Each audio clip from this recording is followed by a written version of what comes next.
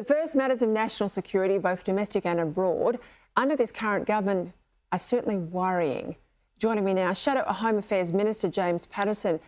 James, thank you for your time. I know you've just come back from the Munich Security Conference. We'll get to some international issues in a moment, but a big debate today about the budget available to Home Affairs to defend our enormous coastline.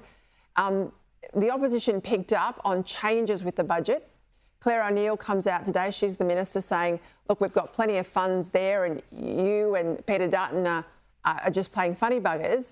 But we also hear she's putting a bid into the budget committee, wanting to put more money in the May budget. So clearly there's something going on here.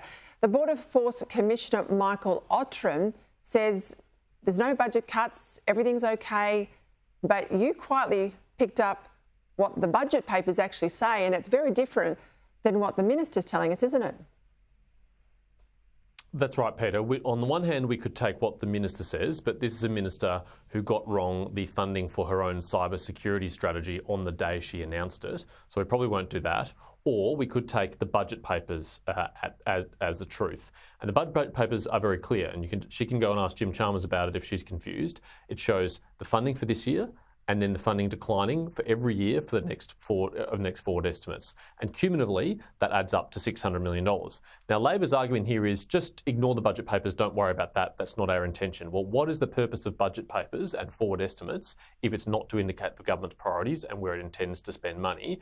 And if they are going to find this money, well, where's it going to come from? What other programs are going to be cut, or what other taxes are going to be increased to fund it here? It's very clear, funding for Border Force and Border Protection falls. And this is a government that's also done other things to undermine our border security, like abolishing temperature protection visas and failing to deliver the maritime surveillance hours that we need, which, no surprise, has led to 2 boats now slipping through. This has got to be a link, though, doesn't it, James? This reduction in the budget funding for border protection, perhaps in the hope we'd get away with it, no one would notice it. Of course, we have the boats turn up, and then this story appears today, clearly a leak from the government, that the minister's going to go in there and thump the table at the ERC budget rounds, that she's going to put more money in the May budget. But this is catch-up money. This is them being caught out as these boats are starting up again. That's right, Peter. Michael Ottram admitted to me in Senate estimates in October last year that they weren't meeting their maritime surveillance objectives. And the minister has only announced that she'll be seeking more money in the upcoming budget today after it hits the media. You know how unusual it is to foreshadow a budget announcement that hasn't even been approved by ERC, let alone considered by ERC yet. This is scrambling and panic from the government because it knows it's in trouble, because it's had 2 boats on its watch slip past and reach the Australian mainland. That is almost unheard of in the last decade. It is such a rare event. They're almost always intercepted at sea and turned around. But these ones have slipped through. That's happened on this government's watch, and they have to account for it. I spoke to David Adler last night from the Jewish Australian Lobby about something that we've followed now for many months, and this is this spike in visas from people who identify as having Palestinian citizenship.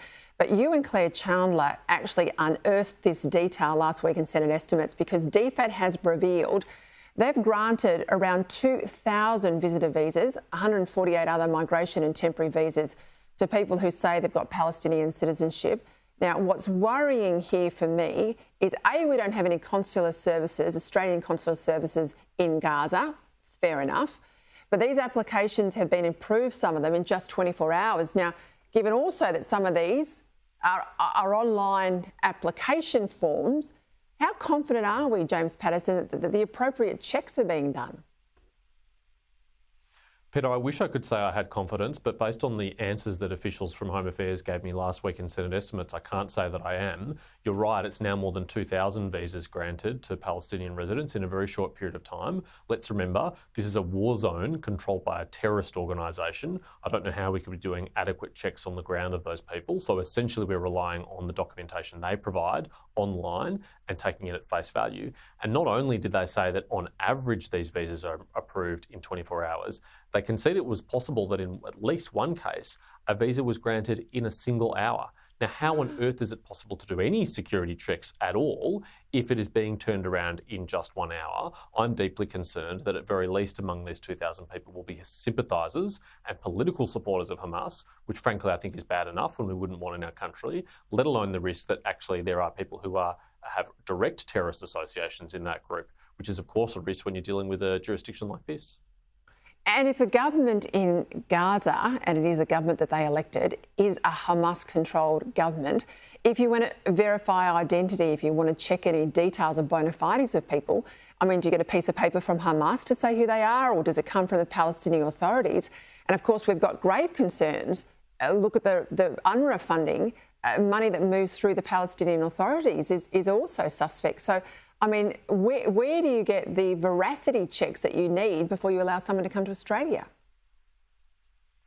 There's no comforting answer to that question, Peter. It either is that documents are generated by Hamas, a terrorist organisation, or documents are generated by the Palestinian Authority, a corrupt organisation which has not governed in Gaza for nearly 20 years and has no authority or presence on the ground. So there is no way you can have assurance on any documents that have been provided or about the identities of these people, let alone their terrorist associations or sympathies. And I think the government has been incredibly reckless by rushing through so many applications in such a short period of time with such little checks. And the implications this could have for our safety and security or our social cohesion are very profound.